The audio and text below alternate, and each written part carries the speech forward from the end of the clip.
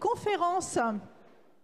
Donc j'ai le plaisir d'accueillir donc Bérangère Vuaya, j'espère que je n'écorche pas ton nom, de Canal+, et Elodie Primo de Moss Mind on Site. On va lancer la presse, voilà, avec qui nous allons découvrir comment l'engagement apprenant est favorisé et surtout maintenu au sein de Canal+.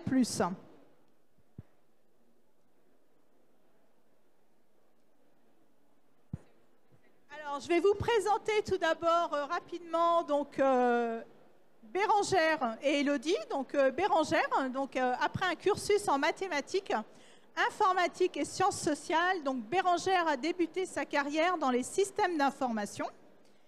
Et après plusieurs mobilités et une reprise d'études en ressources humaines, donc elle a intégré l'équipe formation du développement RH de Canal+.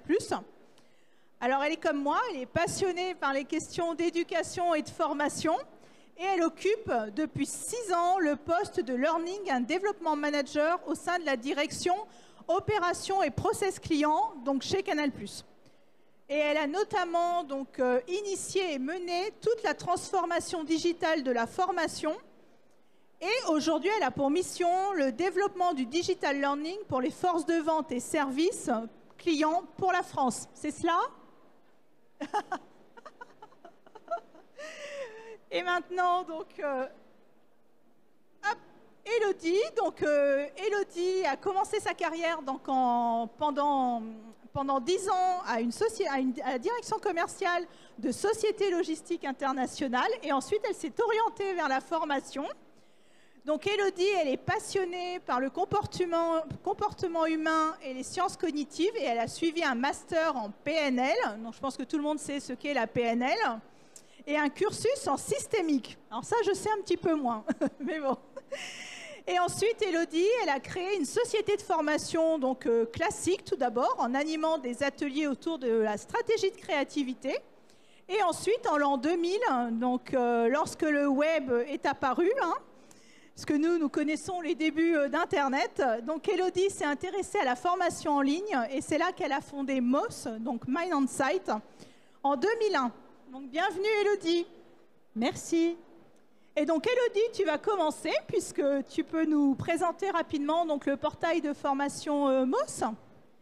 Alors, au-delà des acronymes, du côté LMS, LXP, moi j'aime bien parler de portail de formation, les Smart Learning Portails, parce que on est dédié à la création de dispositifs où on va avoir des portails qui peuvent être thématiques ou des portails qui vont être des portails multi-publics.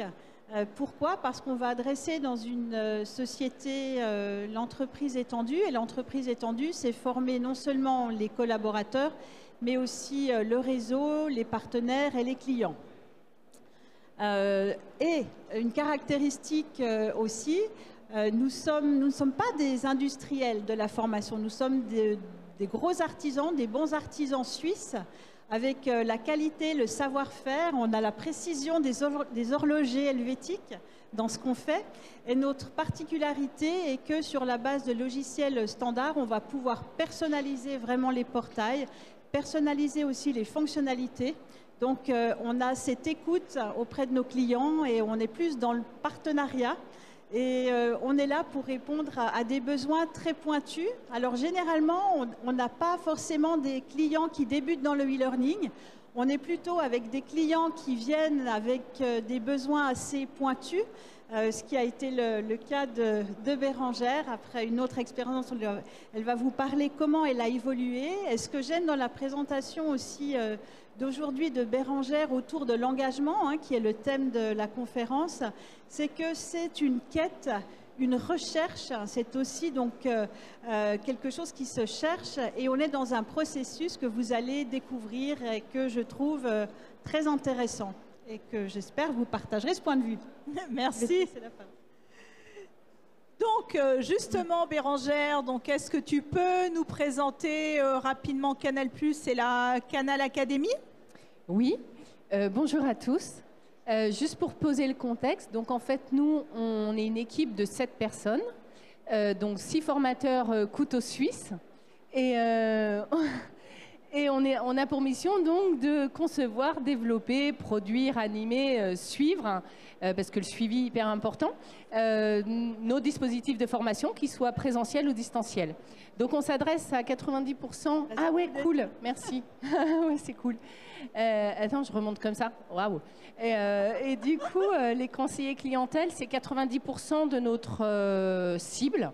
On fait aussi d'autres partenaires comme les FAI, mais les conseillers, c'est notre grosse cible. Ensuite, on a donc des partenaires en France et à l'étranger. Je vous dis ça parce que ça a forcément des impacts après sur la manière dont on met en place les choses.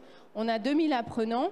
Et chose importante, parce que ça aussi, ça joue, je dépends d'une direction business et non pas RH. C'est-à-dire, je suis directement rattachée au directeur France marketing, relations clients et commerce. Voilà. Donc, ça donne une teinte très business et très opérationnelle. Voilà. Donc, nous, on forme les formateurs. En formation présentielle, on va former la communauté de formateurs qui va ensuite redéployer les formations, parce que si on pourrait pas faire toutes les formations. Et en digital, on s'adresse directement aux conseillers clientèle. Voilà. Juste en préambule, donc merci Elodie de me permettre de m'adresser à vous. C'est un témoignage. Il n'y a absolument pas de vérité absolue, vous verrez. Voilà. Et pour commencer, au départ, il y a 6 ans, on commence et on se dit, bah, ok, on est assez naïf, moi la première, et je me dis, l'engagement, c'est quoi? Bah, déjà, c'est pas évident à définir. Donc, on part sur un truc un peu classique. Bah, c'est l'engagement, c'est l'implication de l'apprenant dans son process d'apprentissage. On se dit, ok, mais déjà, c'est quand même aussi fonction de nos contraintes à nous, etc. Donc, on sent que... Bon. Et puis, en plus, c'est fonction de plein d'autres choses, et où vous en êtes dans votre vie professionnelle, à quel moment vous en êtes, votre motivation, la proposition qu'on vous fait aussi, est-ce qu'elle a du sens? Est-ce que vous avez de la latitude pour décider du moment de votre formation? Enfin, il y a plein de choses qui rentrent en compte dans ce qu'on peut parler en termes d'engagement. Donc, on s'est dit, OK, bon, bah, nous, déjà, on va essayer de créer les conditions favorables. Et puis après, on se disait quand même, est-ce que ça reste pas une affaire personnelle, l'engagement? Voilà, on se disait. Bah, merci pour cette définition. Et toi, Elodie, est-ce que tu as quelque chose à ajouter? Est-ce que tu as, toi, ta définition de l'engagement? C'est une notion qui peut paraître très floue et on peut avoir tous des positions un peu différentes, d'autres perspectives. Moi, j'aime bien amener la notion de sens, c'est-à-dire qu'on a besoin d'avoir des objectifs pour avancer et qu'on a aussi besoin de voir sa progression quand on va quelque part, mais par moment, on a besoin d'incitation. Donc ça va être intéressant de voir comment, en stratégie de motivation, il y a quelque chose aussi à faire avec ça. On peut parler d'engagement. Voilà. Merci.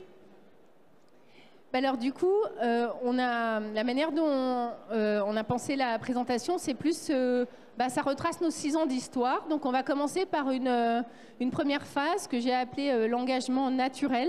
Alors là, c'est la phase naïve. Je pense que si je lui offre une belle plateforme avec des contenus de qualité, la personne, elle va venir spontanément sur la plateforme, ça va lui faire plaisir, elle va se développer. Voilà. Par contre, on se donne quand même des moyens. Le premier moyen pour développer l'engagement des gens, c'est aussi le nôtre. C'est-à-dire que ma propre équipe a été formée. Au départ, cette équipe, il y a 6 ans, elle ne faisait pas de digital, elle ne faisait pas de relations clientèle. Donc là, il y a eu tout un programme d'acculturation. Et en tout cas, personnellement, sans mon équipe, je ne fais rien du tout. Donc, sans l'équipe, sans la formation de l'équipe, il ne se passe rien. Donc, ça a été un gros point chez nous de former l'équipe. Ensuite, choisir une LMS. Alors, quand tu es arrivé, il y avait un choix qui avait été fait. Donc, on avait commencé en mode catalogue. On n'avait pas beaucoup de ressources. On se dit, les gens, ils savent ce dont ils ont besoin, ils iront, on leur propose. Mais tout de suite, on s'était dit qualité et éditorialisation. Pour nous, les programmes, évidemment, c'est quelque chose de fort. Donc, il faut qu'on éditorialise notre plateforme. Et quand on dit l'éditorialiser, c'est-à-dire qu'elle bouge toutes les semaines, quoi. Voilà, à minima avec nos programmes. Et puis, la LMS, là, on se dit, bon, on n'est pas super ravis finalement de notre... On est très limité. Et on se rend compte que le choix, on est complètement goncé. Et cette période-là, voilà, on est un peu étriqué dans notre LMS. Tout ça pour dire que le choix va jouer aussi de la MLS, évidemment. Après, on a toute une partie présentielle. Alors, l'équipe était déjà très bonne en présentiel, mais on continue à se restructurer. C'est-à-dire qu'on écrit, tous nos programmes sont écrits, non pas pour être projetés, mais pour que nos formateurs partenaires puissent le redescendre. Mais il y a très peu de slides, on est basé sur une pédagogie active. Et puis, le suivi, limité parce qu'on débute, on se limite au suivi qui est proposé par la LMS, et en tout cas, nous, ça ne nous convenait pas. Ce qui ne veut pas dire que dans d'autres cas, ça ne serait pas convenu. Donc là, on est dans une phase, je vais vous dire, un engagement, la première période, assez décevant. Donc là, on se dit, ouais, il est autonome, en même temps, il est complètement perdu. Finalement, il ne vient pas spontanément. Alors là, ça peut sembler très naïf, mais quand même, voilà. Alors on se dit, bon, on prend tout ça, et qu'est-ce qu'on fait? Donc on rentre dans une deuxième période, où là, on va plus calibrer. Alors on se pose des questions sur l'engagement. On se dit, ah oui, mais quand je commence à calibrer les choses, est-ce que je suis déjà pas en train d'appuyer un peu sur la tête de l'engagement, quoi? Donc on se pose des questions. On continue toujours à former l'équipe, mon équipe, mais cette fois-ci, comme on est monté un peu en compétences, on se fait des formations plus sur la voix. Les formateurs, on utilise la voix absolument pour tout, pour les modules, pour le présentiel, pour le distanciel. Et donc on continue à développer nos formats. On se met au storytelling un peu aussi. Et là, on change de LMS. On prend une LMS, et donc c'est là qu'Elodie intervient. Donc, gros bazar pour changer la LMS. Je ne sais pas si certains l'ont déjà fait, ce n'est pas le meilleur moment de notre vie, quoi. Mais il faut choisir le... Ça va bien se passer. Mais du coup, c'est beaucoup de boulot.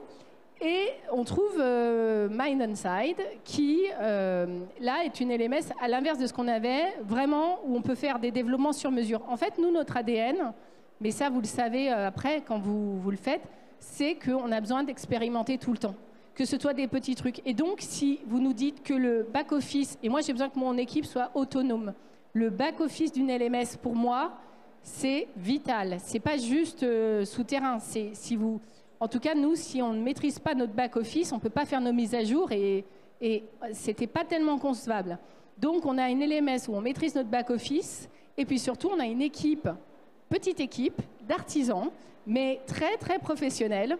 Et donc, on a des gens très pointus en face, et on n'a pas 15 étages. On a les gens qu'il faut en face. Et donc, du coup, on fait des devs quasiment tous les mois, de plus ou moins grosses. Il y en a qui ont pris des mois, il y en a qui prennent une heure, mais ils sont aussi importants. Et on a diversifié nos formats.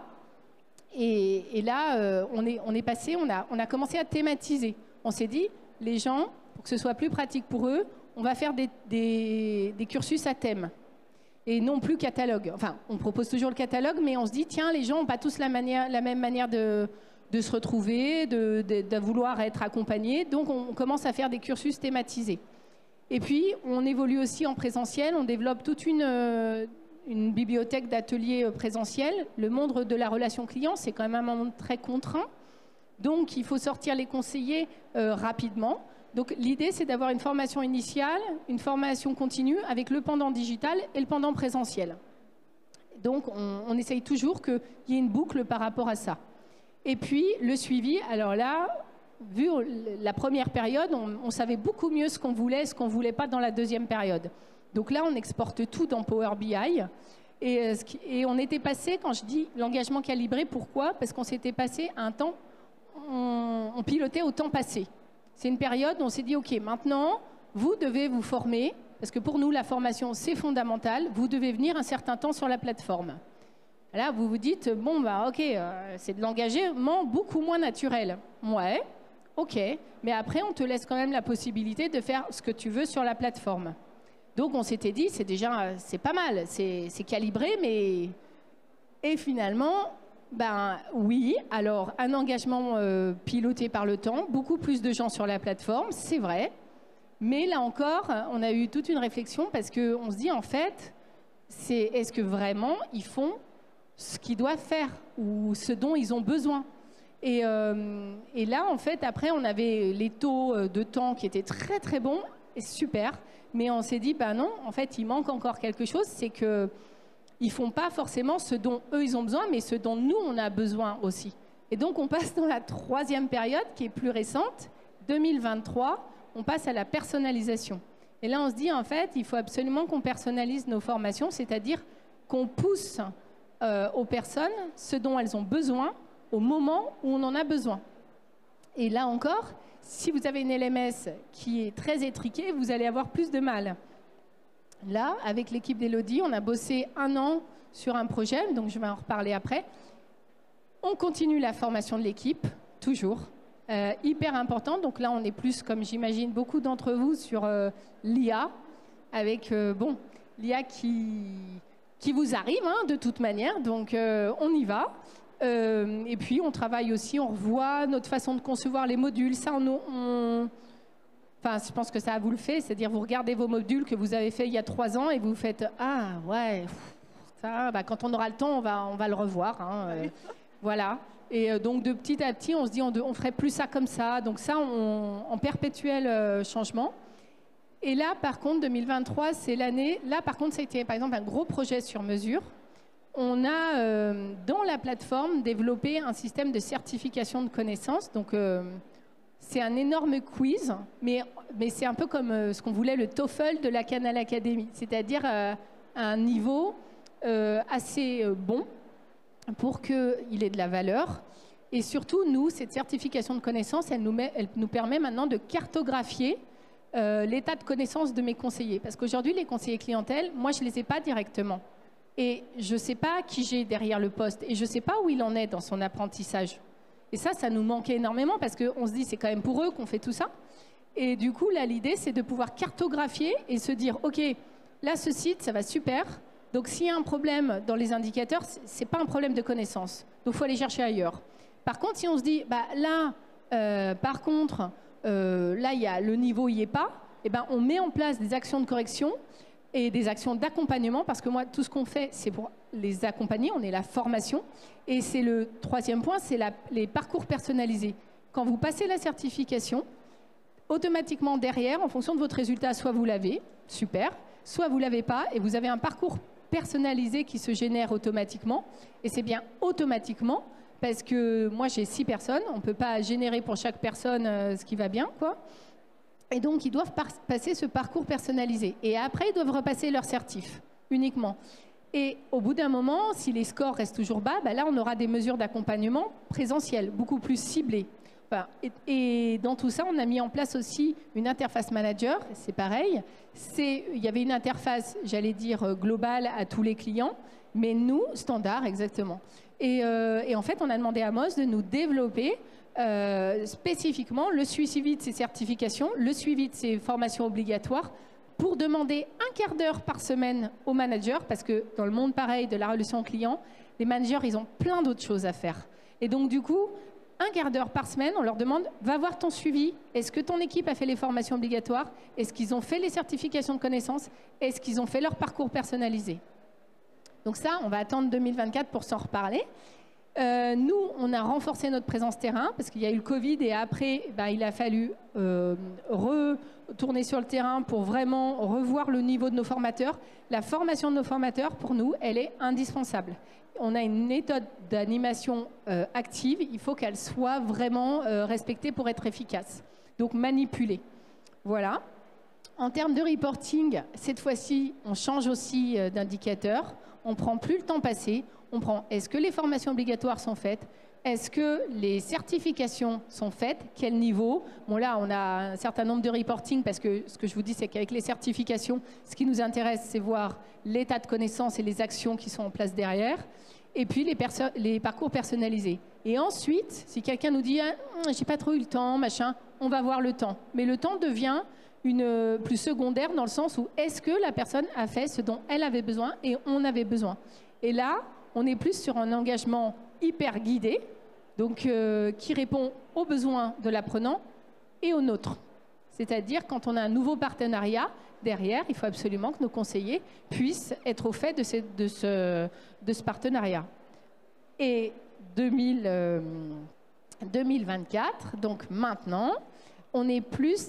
La prochaine étape, c'est là qu'on s'est dit, bah, ah oui, on a nos formateurs, maintenant on engage les managers, et puis on a les... Alors pour certains, je pense que certains ont déjà segmenté à mort leur plateforme depuis longtemps, mais nous, en fait, comme on proposait le même contenu à tout le monde, et qu'on n'engageait pas les managers, et que les formateurs, ils n'avaient pas d'action, on ne s'est pas vraiment posé la question. Et en fait, bah là, on est en cours avec Moss, c'est en cours, j'espère l'avoir, je ne sais pas, ce mois-ci.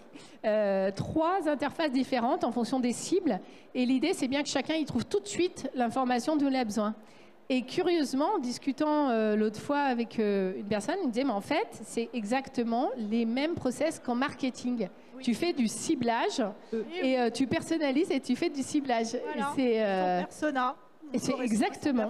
Voilà. Et l'autre chose qu'on va développer aussi, c'est comme la certification, elle est là, non pas pour piéger, elle est là pour évaluer, évidemment, on ne va pas se leurrer. Mais par contre, on veut aussi qu'ils puissent s'entraîner. Donc, on va développer des quiz d'ancrage mémoriel. Et ça, c'est pareil.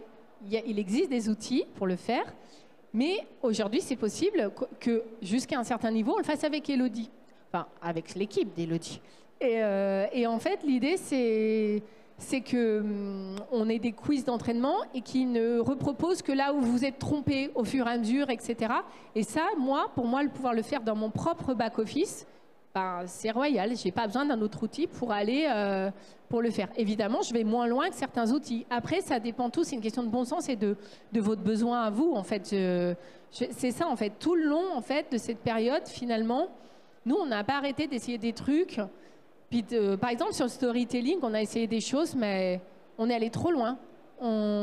Après, on s'est dit, bah non, on n'est pas des écrivains, faut qu'on arrête, on perd trop de temps. Enfin, voilà, des choses comme ça. Et en tout cas, pour finir là-dessus, oui, alors je ne sais pas si certains le font. Oui, il y a aussi un autre sujet, j'avais oublié. On voudrait arriver à créer des moments live avec nos apprenants. Ça peut sembler facile, mais en fait, avec le monde des conseillers de la relation client, c'est pas si évident. Faut qu'on le réfléchisse, mais on pense qu'on peut y arriver. Voilà. Donc, pour finir, pour nous, finalement, du coup, ce que j'avais dit à Elodie, la conclusion, c'est qu'en vrai, pour nous, c'est toujours un questionnement. On se disait toujours, mais ah oui, mais alors maintenant, est-ce qu'on peut toujours parler d'engagement ? Eh bien, en tout cas, comme nous, on a répondu, c'est oui, c'est-à-dire qu'on voit bien qu'on a des apprenants ou même des formateurs dans le même contexte et avec ce qu'on leur donne, ils n'en font pas du tout la même chose. Certains vont faire ce qu'ils doivent faire, c'est déjà très bien. Et d'autres vont toujours apporter un plus à ce qu'ils font, dans ce qu'ils choisissent, dans comment ils font les choses, etc. Et donc, du coup, on en revient à, oui, on va continuer à le stimuler, on le guide, parce que néanmoins, il faut quand même qu'on arrive à nos objectifs et c'est-à-dire avoir des formateurs, des conseillers clientèle très bien formés sur nos thématiques. Voilà. Donc, on se pose toujours plein de questions, mais en tout cas, on se disait pas, peut-être il y a moins de culpabilité à se dire, bah oui, on va guider un peu plus, et ce sera toujours, ça n'empêchera pas l'engagement des gens. Voilà, ça donnera plus de cadre. Mais tout à fait. Voilà. Tout à fait. Ils ont besoin d'être accompagnés pour être engagés. Inciter, les call to action de la gamification, par moment, il faut pousser un peu derrière. Exactement, exactement. Merci pour ce témoignage. Merci Bérangère, merci Elodie. Donc je vous propose de passer maintenant aux questions. Donc, oui, 2 questions. On commence ici peut-être.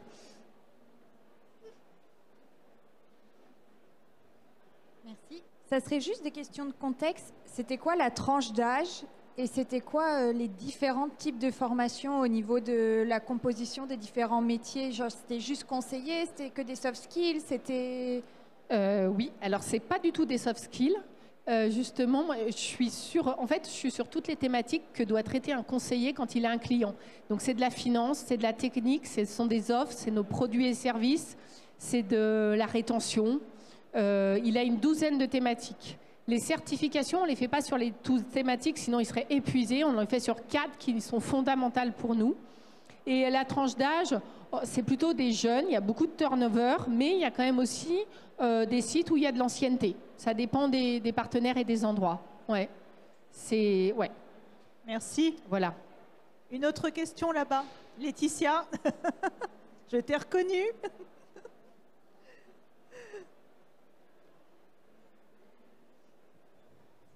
Merci. Bonjour, Laetitia Sainte-Marie de Let's Mind. On crée des solutions pédagogiques sur mesure et on fait du storytelling si jamais. Mais au-delà, je voulais vous parler d'autre chose. Merci beaucoup pour votre exemple et pour ce suivi des apprenants et la personnalisation. J'ai une question qui est plus orientée tutorat et manager.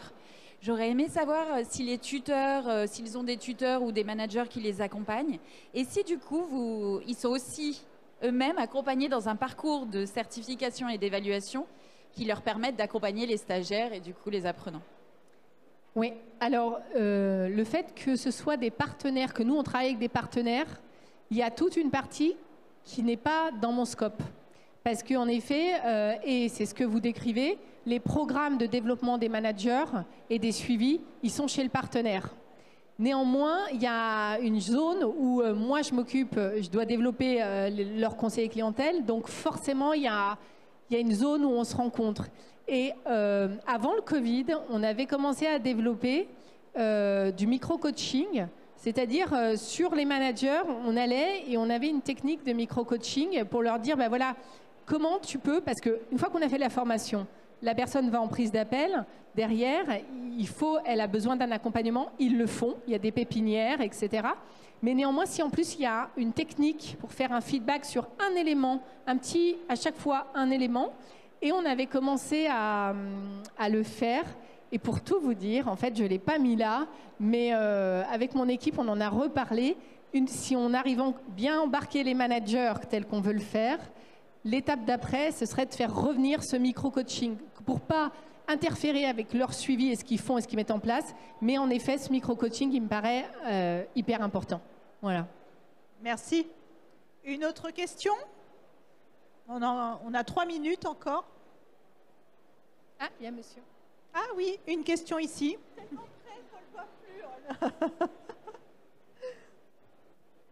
Bonjour.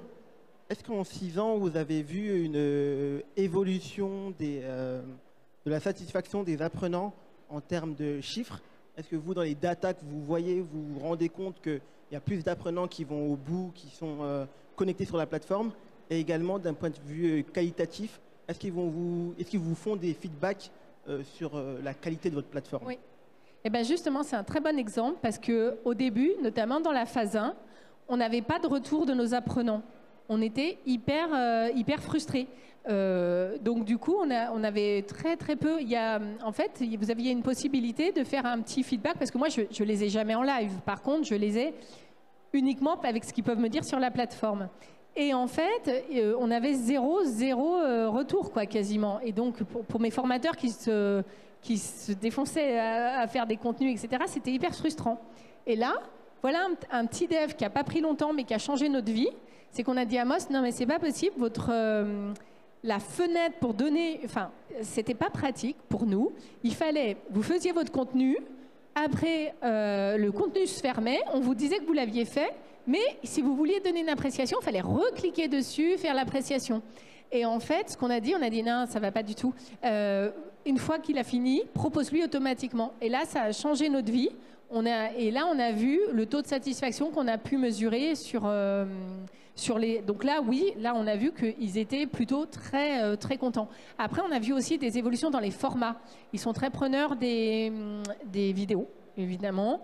Et ils aiment beaucoup aussi les quiz challenge, des choses comme ça. Ça, on a vu l'évolution aussi. Donc, ouais, ils ont l'air plutôt satisfaits. Et ça nous a permis aussi, parce qu'ils peuvent mettre des commentaires. Des fois, ils avaient des problèmes techniques et c'est là qu'ils nous le disent. Moi, j'arrive pas à ouvrir votre module, ça va pas. Et du coup, tout de suite, il y a quelqu'un chez moi qui prend le point et ça nous a permis de résoudre des sujets. Ouais, exactement. Merci. Une dernière question éventuellement, rapidement? Non? Ah oui, une question, une dernière. Bonjour, merci beaucoup pour la présentation. Je voulais savoir, est-ce que c'est moi? Ah, pardon, vous êtes juste là. Pas de problème. Je voulais savoir si les apprenants avaient des moments dédiés à la formation chez Canal+, ou si ce n'est pas le cas, comment vous faites pour pousser les apprenants à se connecter sur la plateforme? Eh bien, en fait, c'est un peu toute notre histoire. Au début, on leur disait « venez », ils ne venaient pas. Ben, après, on leur a dit « en fait, c'est obligatoire ». En fait, c'est l'étape 2 où on a dit « en fait, vous devez faire tant d'heures par mois, en fait, parce que pour nous, la formation, c'est vital ». Et c'est la deuxième phase, c'est-à-dire qu'ils ont l'obligation de venir... donc, quand je dis l'obligation, ça veut dire qu'on a travaillé avec les partenaires pour qu'ils créent des moments de formation qui ne soient pas des entre-deux de coups de fil ou des choses comme ça, qu'il y ait des vrais rendez-vous de formation dans des salles. Après, ce qu'on a laissé, c'est qu'en fonction des contraintes de chaque site, certains les sortent vraiment, proposent à leur conseiller clientèle de sortir dans des salles de formation pour s'isoler vraiment. D'autres préfèrent le faire sur poste avec casque. Mais voilà, ils ont créé des moments de formation. Voilà. Obligatoires, mais ils les ont créés. Voilà. Okay. C'est comme ça qu'ils sont venus, du coup. Ok, donc c'est le manager qui va piloter un peu ces moments. Alors c'est plus c'est pas forcément que leur manager, il y a une équipe d'encadrement qui gère toute la formation et c'est plutôt le pilotage formation qui va informer le manager, qui dit bah voilà comment ça va s'organiser. Certains sites c'est les deux ensemble, enfin ça dépend, c'est libre avec eux. Voilà. Merci. Eh bien, merci à tous. Un grand merci à tout le monde. Merci encore Bérangère et Élodie. Donc, si vous voulez voir une démonstration du portail, eh bien, vous pouvez les retrouver sur le stand O72.